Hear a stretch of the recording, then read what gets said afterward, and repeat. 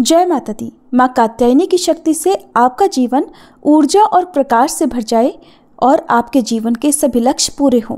आप और आपके परिवारजनों पर माँ कात्यायनी का आशीर्वाद सदा बना रहे। आप सभी को नवरात्रि के छठे दिन की हार्दिक शुभकामनाएं। आज नवरात्रि के छठे दिन माँ दुर्गा के कात्यायनी रूप की पूजा का विधान है।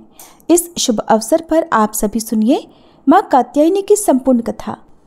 ऋषि कात्यायन के घर पर जन्म लेने के कारण ही माता का नाम कात्यायनी पड़ा। माँ कात्यायनी का स्वरूप अत्यंत चमकीला और भव्य है। इनकी 4 भुजाएं हैं। माँ के दाहिनी तरफ की ऊपर वाली भुजा अभय मुद्रा में और नीचे वाली वर मुद्रा में है। बाईं तरफ की ऊपर वाली भुजा में तलवार और नीचे वाली भुजा में कमल का पुष्प सुशोभित है। माँ का वाहन सिंह है। माँ कात्यायनी की भक्ति और उपासना के द्वारा मनुष्य बहुत ही जल्दी और बहुत ही सरलता से धर्म, अर्थ, काम और मोक्ष की प्राप्ति कर लेता है। वह इस लोक में स्थित रहकर भी अलौकिक तेज और प्रभाव से युक्त हो जाता है। माता कात्यायनी की पूजा करने से सभी प्रकार के संकटों का नाश होता है। माँ दानव और पापियों का नाश कर अपने भक्तों की रक्षा करती हैं। प्राचीन कथा के अनुसार कालांतर में कात्यायन नाम से कई ऋषि हुए हैं। एक विश्वामित्र मुनि के वंश में, जिन्होंने श्रौत, गुह्य और प्रतिहार सूत्रों की रचना की थी। दूसरे गोमिल पुत्र थे, जिन्होंने छंदों परिशिष्ट कर्म प्रदीप की रचना की थी। और तीसरे कात्यायन वर रुचि सोमदत्त के पुत्र थे, जो पाणिनि सूत्रों के प्रसिद्ध वार्तिककार थे। कात्यायन कत ऋषि के गोत्र में उत्पन्न ऋषियों को कहा जाता है। सबसे पहले कत नामक महर्षि के पुत्र ऋषि कात्य हुए।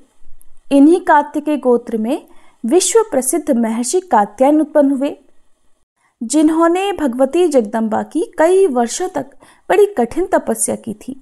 फिर एक दिन प्रसन्न होकर देवी जगदम्बा ने कात्यायन ऋषि को दर्शन दिए और तब कात्यायन ऋषि ने उनसे अपनी पुत्री के रूप में अपने घर पर जन्म लेने की प्रार्थना की।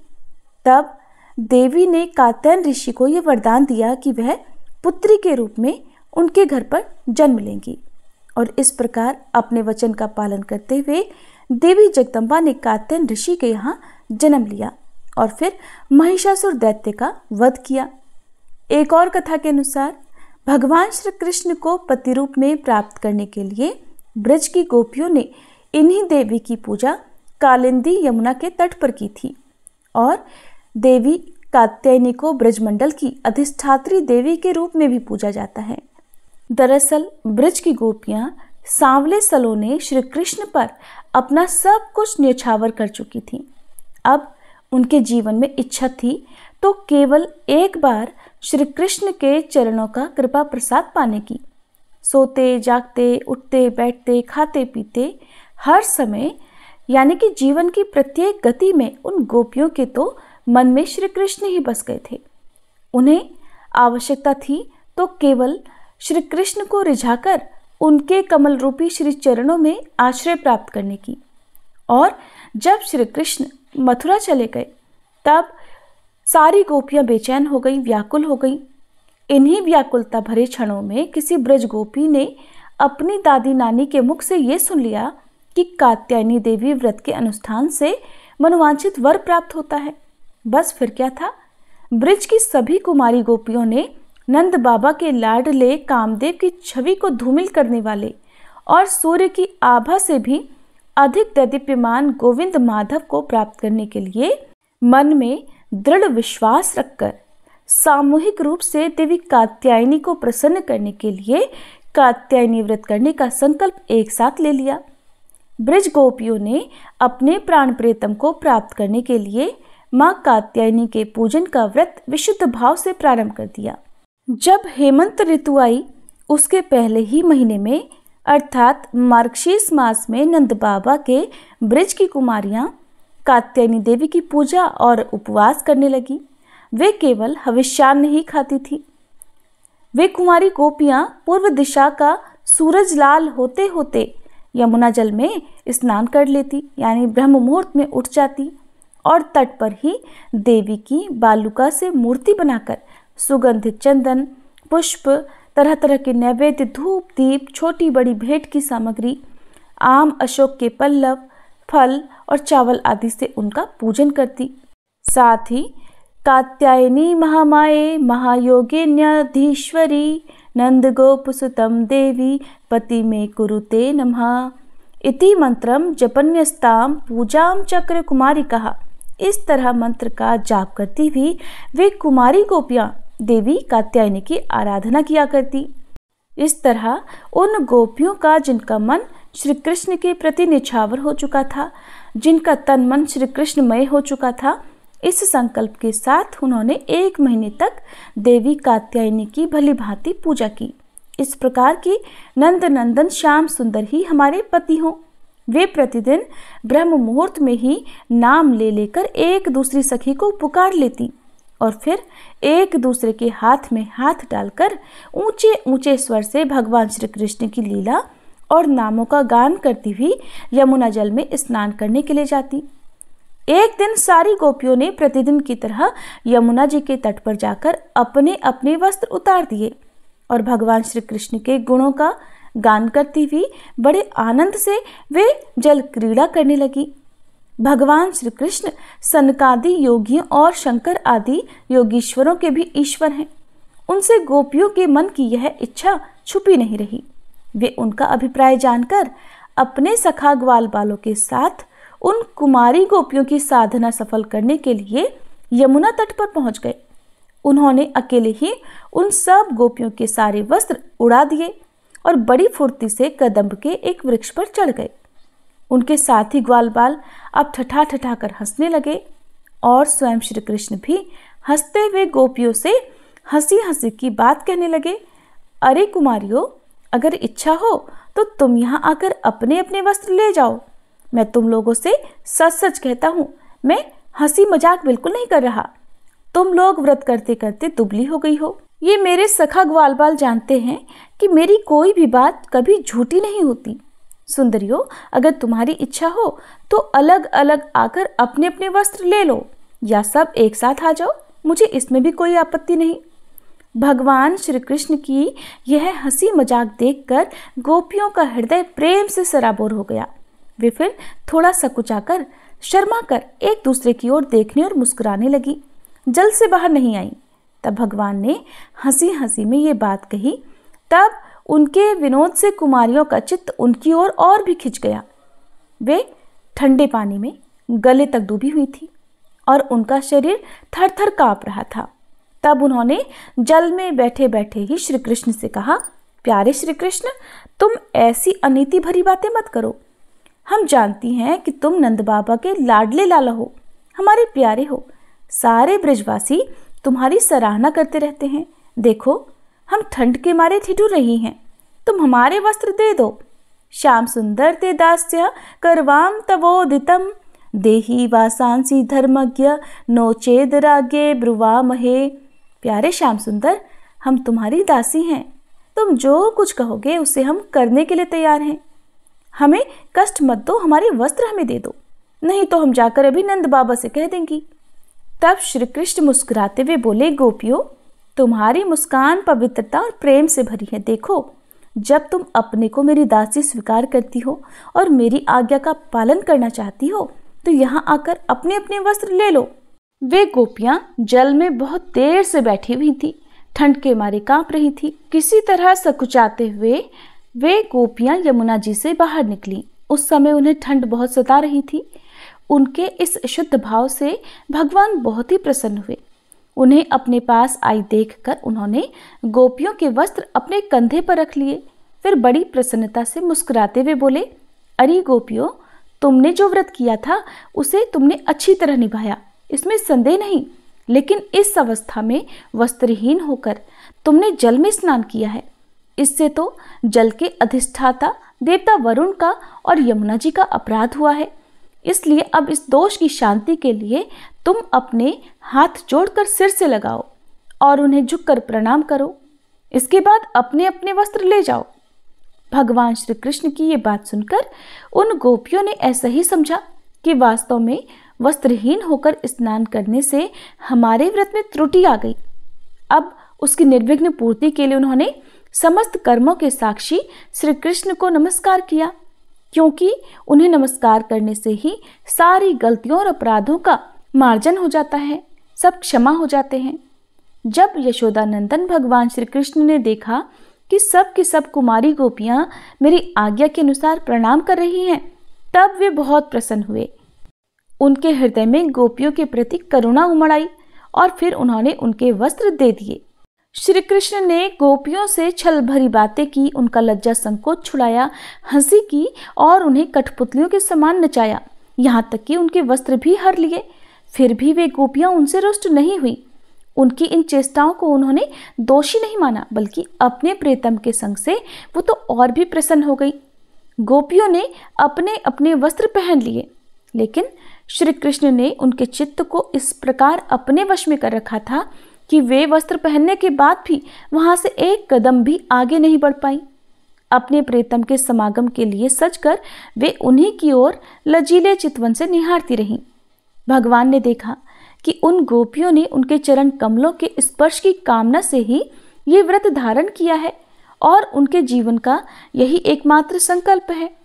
तब गोपियों के प्रेम के अधीन होकर ऊखल तक में बंध जाने वाले भगवान श्री कृष्ण उनसे कहने लगे, मेरी परम प्रेयसी कुमारियों, मैं तुम्हारा यह संकल्प जानता हूँ कि तुम मेरी पूजा करना चाहती हो। तुम्हारी इस इच्छा का अनुमोदन करता हूँ। तुम्हारा ये संकल्प सत्य होगा, तुम मेरी पूजा कर सकोगी। जिन्होंने अपना मन और प्राण तक मुझे समर्पित कर रखा है, उनकी कामनाएं उन्हें सांसारिक भोगों की ओर ले जाने में समर्थ नहीं होती। ठीक वैसे ही जैसे भुने हुए या उबले हुए बीज फिर से अंकुर के रूप में उगने के लायक नहीं रह जाते। इसलिए गोपियों, अब तुम अपने अपने घर लौट जाओ। तुम्हारी साधना सिद्ध हो गई है। अब आने वाली शरद ऋतु की रात्रियों में तुम मेरे साथ विहार करोगी। गोपियों, इसी उद्देश्य से तुम लोगों ने यह व्रत और कात्यायनी देवी की पूजा की थी। फिर भगवान की आज्ञा पाकर वह गोपियां जाने की इच्छा न होने पर भी बड़े कष्ट से व्रज में गई। अब उनकी सारी कामनाएं पूर्ण हो चुकी थी। इस प्रकार जैसी जिसके मन में कामना हो, कात्यायनी देवी और भगवान श्री कृष्ण की कृपा से वह मनोकामना पूर्ण हो जाती है। आज के दिन देवी कात्यायनी की पूजा गोधूली बेला में जरूर करनी चाहिए और भगवान श्री कृष्ण की पूजा करने से कात्यायनी देवी के साथ ही भगवान श्री कृष्ण का भी आशीर्वाद प्राप्त हो जाता है। प्रिय श्रोताओ, ये थी देवी कात्यायनी की कथा। अब सुनिए महिषासुर मर्दिनी स्तोत्र का हिंदी अनुवाद।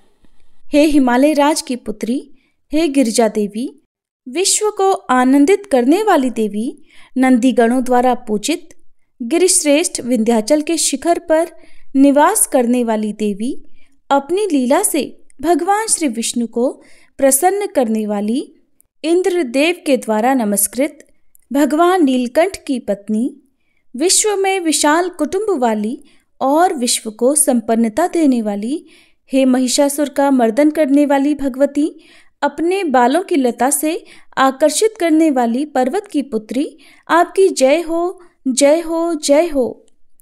देवों को वरदान देने वाली, दुर्धर और दुर्मुख असुरों को मारने वाली और स्वयं में ही हर्षित रहने वाली, तीनों लोकों का पोषण करने वाली, शंकर जी को संतुष्ट करने वाली, पापों को हरने वाली और घोर गर्जना करने वाली, दानवों पर क्रोध करने वाली, अहंकारियों के घमंड को सुखा देने वाली, समुद्र की पुत्री, हे महिषासुर का मर्दन करने वाली, अपने बालों की लता से आकर्षित करने वाली पर्वत की पुत्री, आपकी जय हो, जय हो, जय हो।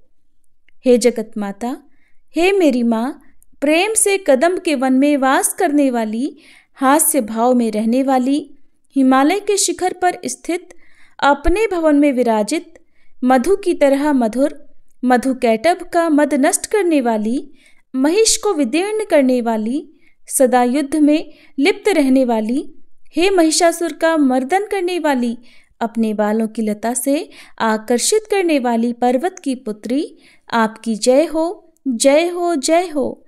शत्रुओं के हाथियों की सूंड काटने वाली और उनके 100 टुकड़े करने वाली, जिनका सिंह शत्रुओं के हाथियों के सर अलग अलग टुकड़े कर देता है, अपनी भुजाओं के अस्त्रों से चंड और मुंड के शीश काटने वाली, हे महिषासुर का मर्दन करने वाली और अपने बालों की लता से आकर्षित करने वाली पर्वत की पुत्री, आपकी जय हो, जय हो, जय हो। रण में मदोन्मत्त शत्रुओं का वध करने वाली, अजर अविनाशी शक्तियां धारण करने वाली, प्रमथनाथ अर्थात शिवजी की चतुराई जानकर उन्हें अपना दूत बनाने वाली, दुर्मति और बुरे विचार वाले दानव के दूत के प्रस्ताव का अंत करने वाली, हे महिषासुर का मर्दन करने वाली, अपने बालों की लता से आकर्षित करने वाली पर्वत की पुत्री, आपकी जय हो, जय हो, जय हो। शरणागत शत्रुओं की पत्नियों के आग्रह पर उन्हें अभयदान देने वाली, तीनों लोकों को पीड़ित करने वाले, दैत्यों पर प्रहार करने योग्य त्रिशूल धारण करने वाली, देवताओं की दुंदुभी से दुमी दुमी की ध्वनि को सभी दिशाओं में व्याप्त करने वाली, हे महिषासुर का मर्दन करने वाली, अपने बालों की लता से आकर्षित करने वाली पर्वत की पुत्री, आपकी जय हो, जय हो, जय हो।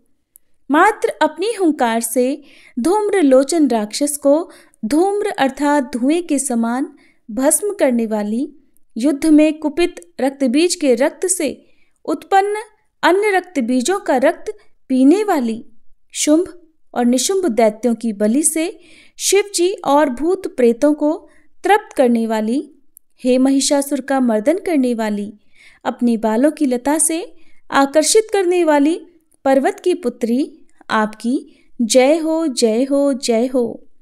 युद्ध भूमि में जिनके हाथों के कंगन धनुष के समान चमकते हैं, जिनके सोने के तीर शत्रुओं को विदीर्ण करके लाल हो जाते हैं और उनकी चीखें निकालते हैं, चारों प्रकार की सेनाओं, हाथी, घोड़ा, पैदल, रथ का संहार करने वाली, अनेक प्रकार की ध्वनि करने वाले, बटुकों को उत्पन्न करने वाली, हे महिषासुर का मर्दन करने वाली, अपने बालों की लता से आकर्षित करने वाली पर्वत की पुत्री, आपकी जय हो, जय हो, जय हो।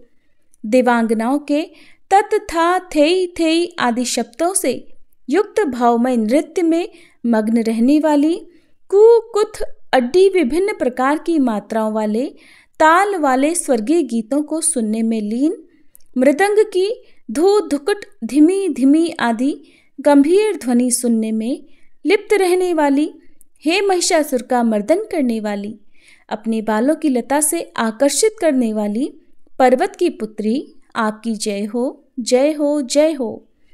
जय जयकार करने और स्तुति करने वाले, समस्त विश्व के द्वारा नमस्कृत, अपने नुपुर के झंझन और झिमझिम शब्दों से भूतपति महादेव को मोहित करने वाली, नटी नटों के नायक अर्धनारीश्वर के नृत्य से सुशोभित नाट्य में तल्लीन रहने वाली, हे महिषासुर का मर्दन करने वाली, अपने बालों की लता से आकर्षित करने वाली पर्वत की पुत्री, आपकी जय हो, जय हो, जय हो। आकर्षक कांति के साथ अति सुंदर मन से युक्त और रात्रि के आश्रय अर्थात चंद्रदेव की आभा को अपने चेहरे की सुंदरता से फीका करने वाली, काले भंवरों के समान सुंदर नेत्रों वाली, हे महिषासुर का मर्दन करने वाली, अपने बालों की लता से आकर्षित करने वाली पर्वत की पुत्री, आपकी जय हो, जय हो, जय हो।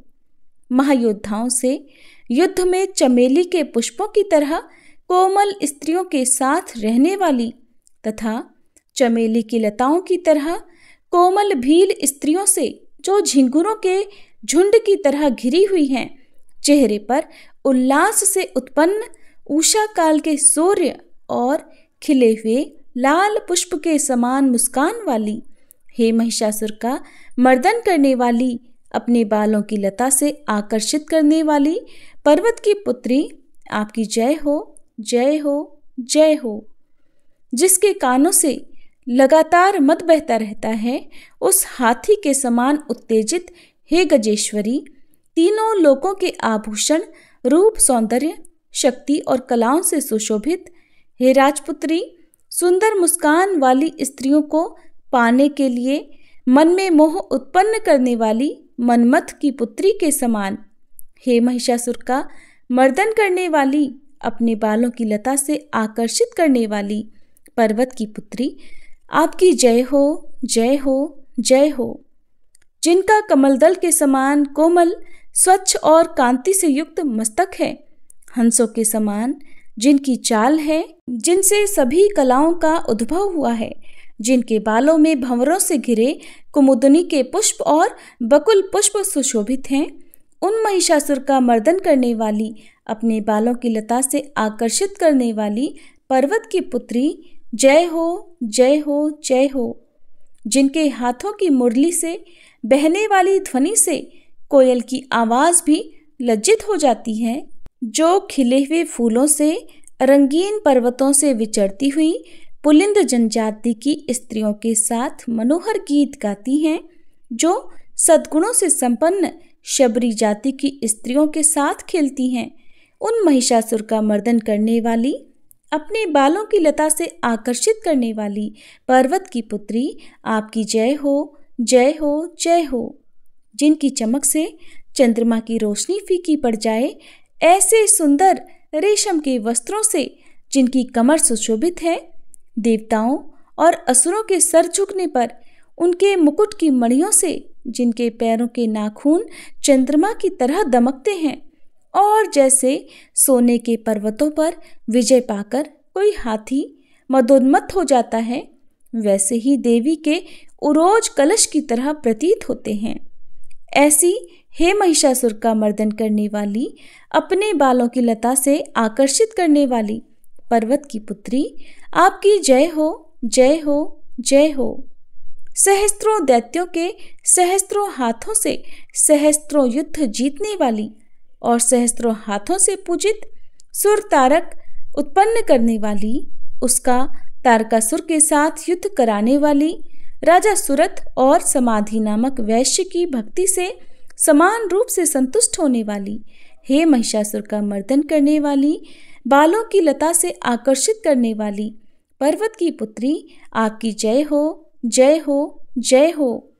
जो भी आपके दयामय पद कमलों की सेवा करता है, हे कमले, वह व्यक्ति कमल निवास कैसे न बने। हे शिवे, आपके पद कमल ही परम पद हैं, उनका ध्यान करने पर भी परम पद में कैसे नहीं पाऊंगा। हे महिषासुर का मर्दन करने वाली, बालों की लता से आकर्षित करने वाली पर्वत की पुत्री, आपकी जय हो, जय हो, जय हो। सोने के समान चमकते हुए नदी के जल से जो आपके रंग भवन में छिड़काव करेगा, वो इंद्राणी के वक्ष से आलिंगित होने वाले इंद्र के समान सुखानुभूति को क्यों नहीं पाएगा। हे वाणी, हे महासरस्वते, आप में मांगल्य का निवास है, मैं आपके चरणों की शरण लेता हूँ। हे महिषासुर का मर्दन करने वाली, बालों की लता से आकर्षित करने वाली पर्वत की पुत्री, आपकी जय हो, जय हो, जय हो। आपका निर्मल चंद्र समान मुख चंद्रमा का निवास है, जो सभी अशुद्धियों को दूर कर देता है। नहीं तो क्यों मेरा मन इंद्रपुरी की सुंदर स्त्रियों से विमुख हो गया है। मेरे मत के अनुसार आपकी कृपा के बिना शिव नाम के धन की प्राप्ति कैसे संभव हो सकती है। हे महिषासुर का मर्दन करने वाली, बालों की लता से आकर्षित करने वाली पर्वत की पुत्री, आपकी जय हो, जय हो, जय हो। हे दीनों पर दया करने वाली उमा, मुझ पर भी दया कर ही दो। हे जगत जननी, जैसे आप दया की वर्षा करती हो, वैसे ही तीरों की भी वर्षा करती हो, इसलिए इस समय जैसा आपको उचित लगे वैसा करो, मेरे पाप और ताप दूर कर दो। हे महिषासुर का मर्दन करने वाली, बालों की लता से आकर्षित करने वाली पर्वत की पुत्री, आपकी जय हो, जय हो, जय हो। प्रिय भक्तजनों, अब हम सभी मिलकर माता रानी से क्षमा याचना करते हैं, ताकि हमारे द्वारा हुई किसी भी गलती के लिए माता रानी हमें क्षमा कर सके। हे परमेश्वरी, मेरे द्वारा रात दिन सहस्त्रों अपराध होते रहे हैं, अतः आप मुझे अपनी सेवक समझकर कृपा पूर्वक मेरे उन अपराधों को क्षमा करो। न तो मैं आह्वान करना ही जानती हूँ, न विसर्जन करना ही जानती हूँ, और न पूजा ही करना जानती हूँ। हे परमेश्वरी, मुझे क्षमा करो। हे सुरेश्वरी, मैंने जो मंत्रहीन, क्रियाहीन और भक्तिहीन पूजन किया है, वह सब आपकी दया से पूर्ण हो। सैकड़ों अपराध करके भी भक्त आपकी शरण में आकर केवल जगदम्ब कहकर ही मोक्ष को प्राप्त करते हैं, जिसे ब्रह्मादि देवगण भी पाने में असमर्थ होते हैं। हे जगदम्बिके, मैं अपराधी हूँ, किंतु आपकी शरण में आई हूँ। अतः इस समय मैं दया की पात्र हूँ। आप जैसा चाहो वैसा करो। अज्ञानवश या बुद्धि भ्रम होने के कारण भूल से मैंने जो कुछ भी कम या अधिक कर दिया हो, हे देवी, हे परमेश्वरी, सब अपराध क्षमा करो और प्रसन्न हो। हे जगन्माता, हे कामेश्वरी, सच्चिदानंद स्वरूपिणी परमेश्वरी, आप प्रेम पूर्वक मेरी यह पूजा स्वीकार करो और मुझ पर प्रसन्न हो। आप गुप्त से भी गुप्त वस्तु की रक्षा करने वाली हो। आप मेरे किए हुए इस जप को ग्रहण करके मेरे सभी अपराधों को क्षमा करो। हे देवी, हे महेश्वरी, आपकी कृपा से मुझे सिद्धि की प्राप्ति हो।